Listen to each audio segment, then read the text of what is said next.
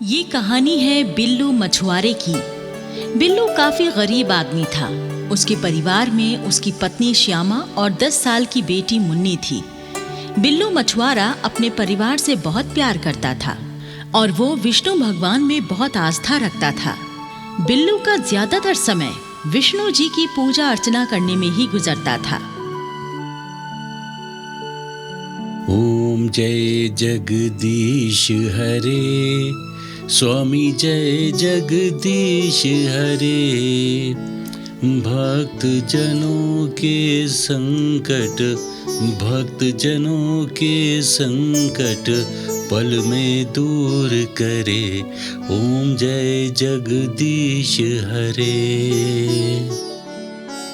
गांव के बाहर कई कृत्रिम तालाब बने हुए थे जिनमें मछली पालन होता था। ये सारे तालाब सुदेश ठेकेदार के थे।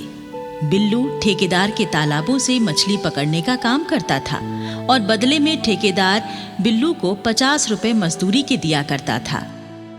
ये ले बिल्लू, तेरी आज की मजदूरी के 50 रुपए रख ले। ठेकेदार जी, मछलियां पकड़ने में मैं जितनी मेहनत करता हूँ उस हिसाब से 50 रुपए कम है। आप मेरी मजदूरी बढ़ा दो ना। अरे बिल्लू, मछलियों के व्यापार में खर्चा ज्यादा और मुनाफा बहुत कम है। अरे कैसे बढ़ाऊं तेरी मजदूरी है? बिल्लू अपनी कमाई मजदूरी से 10 रुपयों की मिठाई और फूल खरीदकर पहले मंदिर जाता था और भगवान विष्णु को मिठाई का भोग लगाता था। उसके बाद बाकी बचे पैसों से अपने घर के लिए राशन खरीद कर ले जाता। यही बिल्लू का रोज का नियम था। 40 रुपयों में घर का खर्चा बड़ी मुश्किल से होता था। इसलिए जब कभी मुन्नी किसी चीज की फरमाइश करती तो श्यामा कहती, माँ, मुझे सेब खाना है, बाबा से बोलो मुझे सेब ला कर दें। मुन्नी, तेरे बाबा सिर्फ 50 रुपए कमा पाते हैं। उनमें से भी 10 रुपए भगवान के भोग की मिठाई पर खर्च कर देते हैं। बाकी बचे 40 रुपयों में घर का गुजारा ही मुश्किल से चल पाता है। बेटी, तुझे सेब कहाँ से लाकर खिला दूं मैं? देख श्यामा, भगवान विष्णु ने हमारे भाग्य में जो लिखा है ना, वो हमें मिल रहा है। नहीं तो संसार में ऐसे भी लोग हैं जिनके पास खाने के लिए अन्न का एक दाना भी नहीं है। हमें तो भगवान को कोटि कोटि धन्यवाद देना चाहिए। आपकी बात ठीक है, परंतु हम लोग कब तक ये गरीबी का जीवन जिएंगे? आपको कुछ भी करके अपनी कमाई बढ़ानी चाहिए। हाँ, मैंने भी इस बारे में सोचा है और ठेकेदार को मजदूरी बढ़ाने के लिए बोल दिया है। आगे से मैं बड़ी मजदूरी लेकर ही मछलियां पकड़ूंगा। अगले दिन सुबह होते ही बिल्लू सबसे पहले मंदिर जाकर विष्णु जी की पूजा करता है। हे प्रभु, मैं आपका दास हूँ। मैं तो हर समय बस आपकी भक्ति में लीन रहना चाहता हूँ, परंतु क्या करूँ, परिवार को पालने के लिए काम पर भी जाना पड़ता है। मैं अपने जीवन से संतुष्ट हूँ। प्रभु, मुझे तो बस आपके दर्शनों की अभिलाषा है। एक बार मुझे अपने दर्शन देकर मेरा जीवन सफल कर दो प्रभु, मेरा जीवन सफल कर दो।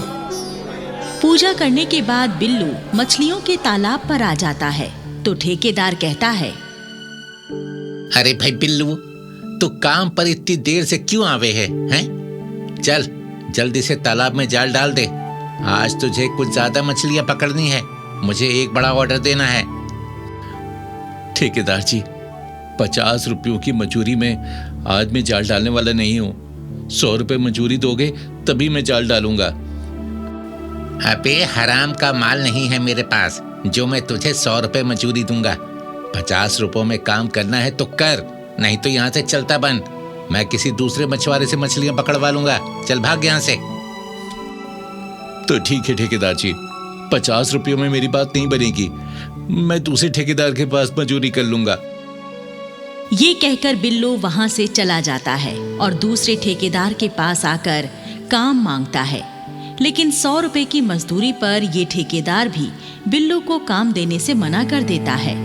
फिर बिल्लू तीसरे ठेकेदार के पास जाता है और वो ठेकेदार भी काम देने से मना कर देता है। थक हार कर बिल्लू वापस अपने घर लौट आता है। घर लौटकर वो अपनी पत्नी श्यामा को सारी बात बता देता है। सुनो जी, बिना काम किए घर का गुजारा कैसे होगा? अरे तू इस बात की चिंता मत करे श्यामा, सब हरि पर छोड़ दे। अरे भगवान ने हमें धरती पर पैदा किया है तो हमारे भोजन का प्रबंध भी भगवान ही करेंगे ना। और इस तरह फिर 3-4 दिन गुजर जाते। घर में खाने के लिए कुछ नहीं बचा। तीनों के भूखे रहने की नौबत आ गई। मुन्नी भूख से बेहाल हो गई और मुन्नी की तबीयत खराब हो गई। मुन्नी श्यामा से कहती है, माँ, मुझे बहुत भूख लगी है, कुछ खाने को दो। मुन्नी बिटिया, थोड़ा धीरज रख। मैं अभी किसी पड़ोसी के घर जाती हूँ और तेरे लिए खाने का कुछ इंतजाम करके लाती हूँ। श्यामा घर से बाहर चली जाती है। इधर बिल्लू मंदिर में विष्णु जी की प्रतिमा के सामने बैठा पूजा कर रहा है। हे मेरे प्रभु, क्या मेरी भक्ति में कुछ कमी रह गई जो आप मुझ पर कृपा दृष्टि नहीं डाल रहे? मेरे घर में खाने को अन्न का दाना भी नहीं। मेरी पत्नी और बेटी 2 दिन से भूखे हैं। मुझ पर दया करो प्रभु, मेरे लिए काम का प्रबंध करवा दो प्रभु। इधर श्यामा एक पड़ोसी से कुछ पैसे उधार लाकर थोड़ी दाल और चावल खरीद लाती है और खिचड़ी बनाकर मुन्नी को खिला देती है। तभी बिल्लू भी घर आ जाता है। श्यामा थोड़ी खिचड़ी बिल्लू को भी खाने के लिए देती है। बिल्लू जैसे ही खिचड़ी खाने लगता है, तभी घर के बाहर एक गरीब बूढ़ा आकर आवाज देता है, अरे अरे घर में कोई है क्या? बेटा मुझे कुछ खाने को दे दो, मैंने 4 दिनों से कुछ नहीं खाया।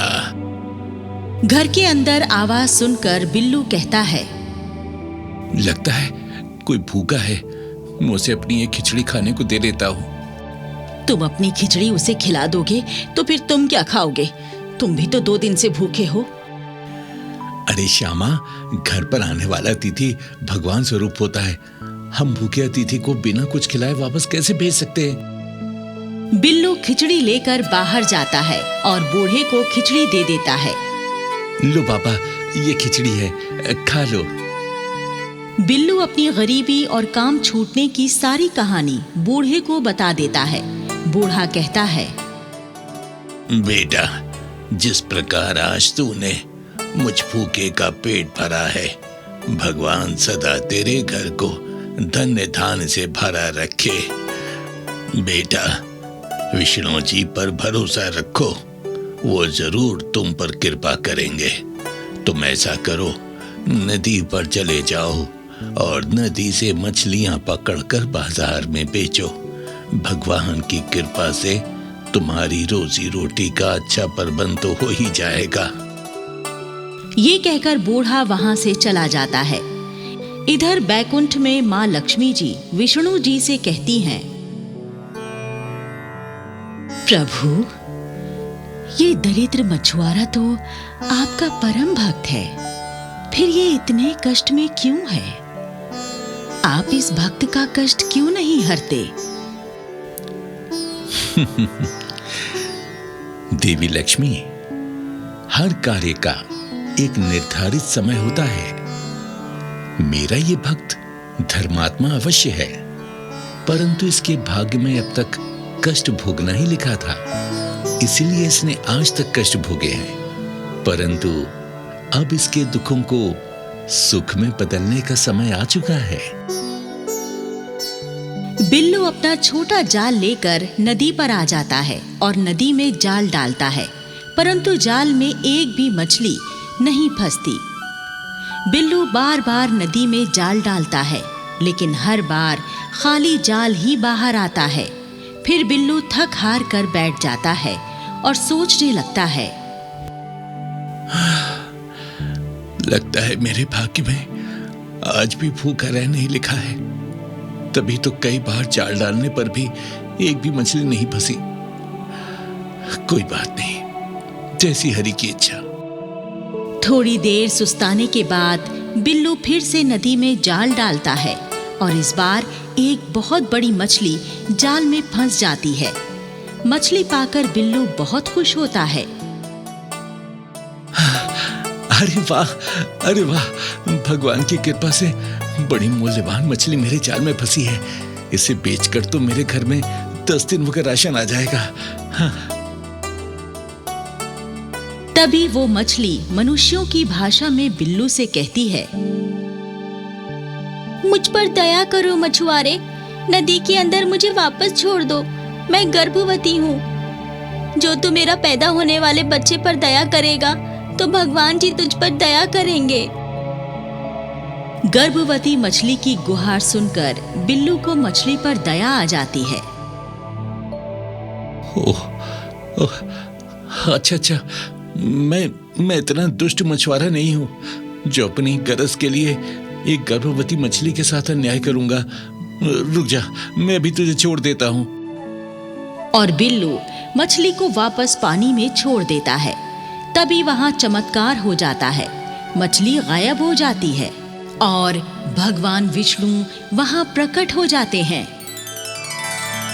अपने सामने अपने आराध्य देव को देखकर बिल्लू भक्ति भाव से हाथ जोड़ देता है। विष्णु जी कहते हैं, हे मेरे परम भक्त, मैं तुम्हारी सच्ची भक्ति और तुम्हारे दया भाव से अति प्रसन्न हूं। तुम पुण्य आत्मा हो, भगवान के बनाए भाग्य पर विश्वास रखते हो, स्वतः सहकर दूसरों की मदद करते हो। इसीलिए आज मैं तुम्हारी मदद अवश्य करूंगा। विष्णु जी बिल्लू को एक सोने की बनी हुई बड़ी सी मछली देकर कहते हैं, हे दयावान मछुआरे, ये स्वर्ण मछली तुम्हारी उदारता का इनाम है। तुम इसे बेचकर धनवान हो जाओगे और तुम पर मेरा आशीर्वाद सदैव बना रहेगा। मेरी भक्ति करने के फलस्वरूप मरने के पश्चात तुम्हें स्वर्ग में उचित स्थान प्राप्त होगा। सदैव सुखी रहो। आशीर्वाद देकर विष्णु जी अंतर्ध्यान हो जाते हैं। बिल्लू मछुआरा सोने की मछली को बेचकर काफी धनवान हो जाता है और कई सारे मछली के तालाब खरीदकर अपना खुद का मछली का व्यापार शुरू कर देता है। बिल्लू एक सुंदर सा घर भी बनवा लेता है और अपनी पत्नी और बेटी के साथ अपने घर में ठाठ से रहने लगता है।